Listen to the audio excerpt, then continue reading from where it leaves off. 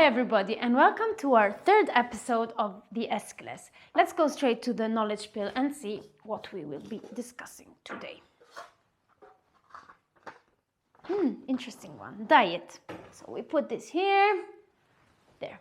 With diet we usually think about weight loss and weight loss diets, whereas diet in its broader definition is the type of foods that an animal, a person or a society regularly eats. So if you're currently eating any food, you're on a diet. What we eat is known to be connected to our health, although there are so many different types of diet that it's hard to say if there is even a best one and which is best for our health. So I'm going to cover a few of the most common diets that we hear about today, just to remove a bit of the confusion that there is around different types of diet.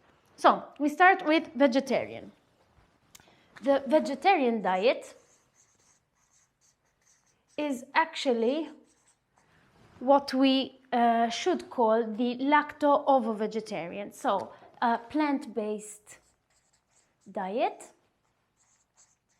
where the person even eats dairy products and eggs.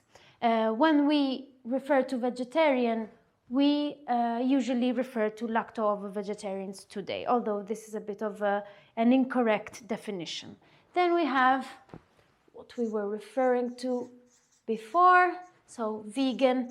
Vegan diet is a completely plant-based diet, and obviously this also has to do a bit with the ethics behind production. Also, many vegetarians choose this type of diet because of the ethics, so they don't eat any product that comes from the death of an animal. The basis of vegetarian and vegan diets are obviously fruits, nuts, vegetables, grains, all products that don't come from animals. So as we were saying, usually these diets are followed for a matter of ethics, sustainability. Also, they are linked with lower cholesterol intake, especially the vegan diet, and overall for a more environmentally sustainable diet, as we know that meat production is very heavy on the environment. The arguments against these two diets are a possible vitamin B12 deficiency. This is a topic that I would like to cover on its own then, although even omnivores are known to have this deficiency, especially nowadays, and this is why I will dedicate a whole video to vitamin B12. It's a very interesting topic. To avoid confusion in this, sometimes I hear, yes, I'm a vegetarian, but I eat fish. No, if you are vegetarian, you don't eat meat, you don't eat fish. It's a different type of diet if you're eating fish. So when people tell you this, always keep in mind that vegetarian, vegan, they are definitions. If you don't eat a plant-based diet, you are not vegan, you're something else. There's no need to call yourself a vegan or to call somebody else a vegan if that's not the type of diet that they follow. I'm laughing because this is something that I never quite understood, but I hear it very often. So you're vegan, but you eat fish. No, it's against the actual term that we are using today. Then another type of diet connected to this one is the raw food diet. It was popular a while ago. So raw food diet is obviously a diet based on foods which are not processed or cooked above 42 degrees, where the loss of enzymes and vitamins occurs. This can be vegan. It's usually known to be a vegan diet, but it can also be an omnivore diet, so including raw fish and raw meat. Arguments in favor are obviously that all the vitamins are kept whole inside the food, but against is that you can have some deficiencies, and also that certain foods release other type of nutrients when cooked. So if you are on a raw food diet, you might be missing out on certain nutrients that develop better when the food is cooked. Then we have paleo diet. Here we have no grains or dairy, and practically it comes, obviously the name comes from Paleolithic, so we are in this diet, we eat as if we were in the Stone Age, so meat is included, but it has to be grass-fed, and obviously grains didn't exist at that time. And the arguments obviously are that we did not evolve that quickly to be able to digest grains, and they are not that good for us. I partially agree with this. I think that grains are not ideal for the human body, although obviously we are very resilient animals, so we have learned and we have adapted to eating certain grains. Another interesting one is the blood type diet. This one goes a bit in phases and fads. Obviously, the assumption behind this is that according to our blood type, we evolved in different ages. So the O blood type is the one that evolved first, and then the new ones came in, and each blood type is more trained to eating certain foods and therefore digest them better. It's interesting, the data is not very clear. Most people that move to a blood type diet have improvements in their health, but obviously this happens even when switching to vegan and vegetarian, and it's hard to know where this improvement comes from, because if I'm eating everything and having a not very healthy diet and suddenly I switch to a healthier diet, or I remove certain foods that usually create problems like dairy is one of the foods that often creates problems, then I will feel better, but it's hard to know where this improvement is coming from. So not sure about the results yet, but interesting. Another one that we often hear about is the Mediterranean diet. Mediterranean. Okay, so we have a lot of whole foods,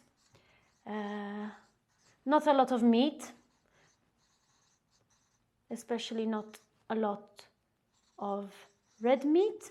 Also, a lot of vegetables are involved, weekly consumption of eggs, moderate consumption of dairy, and very rarely red meat, a bit more often white meat and fish. It's a bit confusing because now in the Mediterranean we're not actually following this diet very much.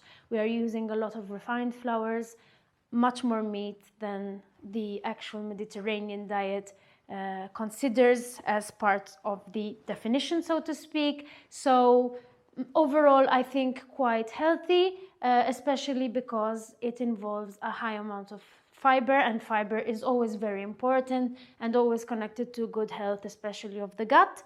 The new studies say that our gut is much more important than what we thought, and new studies are always coming up, so more fiber is always a good idea. Eat more fiber. Then we have low carb diets. A bit of a controversy here. So low carb diets are based on the assumption that when we reduce the carbs, our body starts using fat as fuel. Now, whether this is good or bad is not easy. There is obviously weight loss linked to lower carb diets. The assumption is also that it creates less insulin, so a lower insulin diet can be healthier for a number of reasons. We are no longer running around and jumping on trees and working out all the time, or in fields cropping stuff. We have quite a sedentary life usually. Therefore, the assumption is that we don't need all these sugars and all these carbs, and therefore by intaking less, we are keeping our sugar levels a bit more stable. It's a big problem if our sugar levels in the blood go up, and this is why we have this very delicate mechanism of insulin coming in to help reduce the sugars. On the long run, this can become a problem, obviously, with diabetes and other conditions, and this is why low carb diets are considered as an alternative to the higher carb and higher sugar diets, especially for those who do not have an intense physical activity. Subcategory, let's say, of low carb is keto. This is interesting. So keto is a specific low carb diet in which you keep the carbs under a certain level. Usually they say 20 grams per day, but obviously this varies from person to person. And the assumption is that you lead the body to produce ketones, which are then used for energy. Whether it's healthy or not is again a bit of a question. My personal opinion is that our body is made to work both on sugars and off sugars, because in nature you don't always know what you find, so you have to be able to adapt to using sugars but also to working without sugars, because it's only nowadays that you're hungry, you go to the supermarket and you have the whole choice, and it's only in our side of the world we are pretty lucky, but not everybody has this, and in nature it's not always like that. Therefore, the capacity of the body to switch from one mechanism to another is quite important, and some limited amount of time on keto I think can be useful for various reasons. It's not something that I would suggest to carry on for a long period of time. Again, my personal opinion. Clearly, these are not all the types of diets that we have. There's the macrobiotic diet, the South Beach diet. I found about this one reading up some information I didn't even know. Obviously, I think that there is not one diet which is best, and it varies also from person to person. Everybody works best with certain types of diets. It's really not easy to understand which diet is best overall. One thing that I can say is fiber is very important. What these usually have in common when you recommend a healthy diet, you always say eat more vegetables, and this is because we really need much more fiber than we are currently intaking and usually aware of. So if I have to give you all one suggestion for today and for the rest of your lives, it's eat more fiber and keep your gut healthy. And also, if you manage to follow a diet which is poorer in refined foods and additives, it is certainly better for you. So more whole foods and more fiber and less additives. See you next time in the next episode. I hope this helps.